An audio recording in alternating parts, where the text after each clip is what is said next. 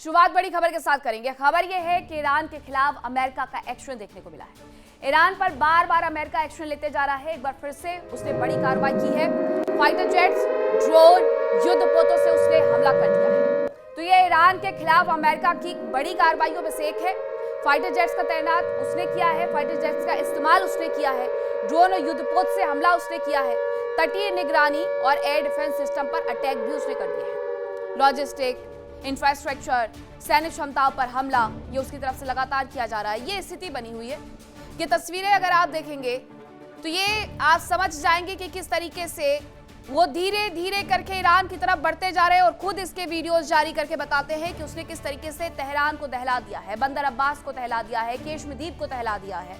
और ये तस्वीरें एक दो नहीं बल्कि 28 फरवरी से जो आनी शुरू हुई हैं वो अभी तक थमी नहीं है।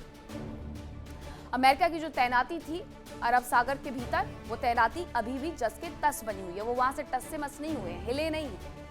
वहीं एक और खबर आ रही है इसी से जुड़ी हुई, वो भी आपको बता देती हूँ कि ईरान के इंफ्रास्ट्रक्चर को किस तरीके से नुकसान पहुंचाया जा रहा है। अमेरिकी सेना लगातार ईरान के इंफ्रास्ट्रक्चर को नष्ट कर रही है, उसे नुकसान पहुंचा रही है। ईरानी न्यूज एजेंसी के हवाले से यह जानकारी आई है कि अमेरिकी सेना ने एक बार फिर से ईरान के पुलों पर बड़ा अटैक कर दिया है। यह ईरानी मीडिया के हवाले से दावा किया गया है। 7 लोगों की मौत हो गई, 9 लोग घायल हैं। यह भी ईरानी मीडिया ने इसके बारे में जानकारी दी है। एक एक करके ईरान को खत्म करने की मंशा लेकर के अमेरिका जो आगे बढ़ा था, उसी लिहाज से वो बड़े टारगेटेड अटैक करते जा रहा है। अभी भी ये हमले कहीं नहीं जाने वाले, कहीं नहीं रुकने वाले हैं, क्योंकि IRGC जब मुंह तोड़ जवाब देती है तो अमेरिका और ज्यादा बलवान होकर के उन पर हमले करना शुरू कर देता है। उनके इंफ्रास्ट्रक्चर को वो तबाह कर रहे हैं, उनके पुलों को तोड़ रहे हैं, रेलवे नेटवर्क को तोड़ रहे हैं ताकि ईरान को वो तोड़ सके। ये सिर्फ इंफ्रास्ट्रक्चर नहीं तोड़ रहे हैं बल्कि ईरान की मंशा को तोड़ने के लिए बड़े हमले कर रहे हैं। एक और खबर आ रही है कि अमेरिकी सेना का ओमान की खाड़ी में भी एक बड़ा एक्शन देखने को मिला है। कमर्शियल जहाज के खिलाफ अमेरिका का एक्शन देखने को मिला है। अमेरिकी नाकेबंदी तोड़ने की कोशिश इसकी तरफ से की गई, ये आरोप लगे हैं और अमेरिका का अब तक का 3 जहाजों का रास्ता मोड़ने पर मजबूर करने का दावा भी सामने आ गया है। हर कोई अपने हिसाब से जहाजों को डाइवर्ट करते जा रहा है। कभी अमेरिका डाइवर्ट कर देता है, कभी ईरान डाइवर्ट कर देता है। अब ओमान की खाड़ी में जो एक्शन लिया गया है वो अमेरिकी सेना की तरफ से लिया गया है। कमर्शियल जहाजों के खिलाफ अमेरिकी नाकेबंदी तोड़ने की कोशिश की गई, ये अमेरिका ने आरोप लगा करके 3 जहाजों का रास्ता मोड़ दिया है, ये उनका कहना है। बड़ा दावा है ये।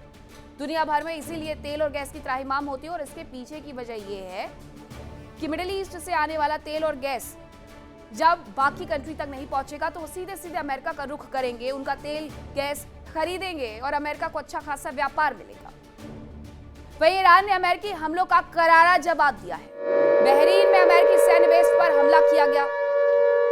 हेलीकॉप्टर और टोही विमानों पर हमले का दावा किया जा रहा है। तो ईरान ने अमेरिकी हमलों का करारा जवाब देते हुए बहरीन में अमेरिकी सैन्य बेस को दहला दिया है।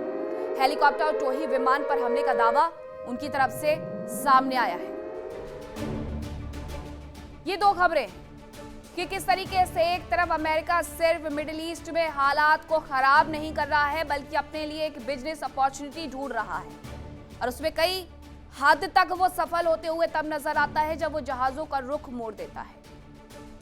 दूसरी तरफ ईरान जो हमले का शिकार हो रहा है, निशानों का शिकार हो रहा है, वो घायल शेर की तरह अमेरिका को आंख दिखा करके उसके तमाम एयरबेस को खत्म कर रहा है मिडिल ईस्ट से।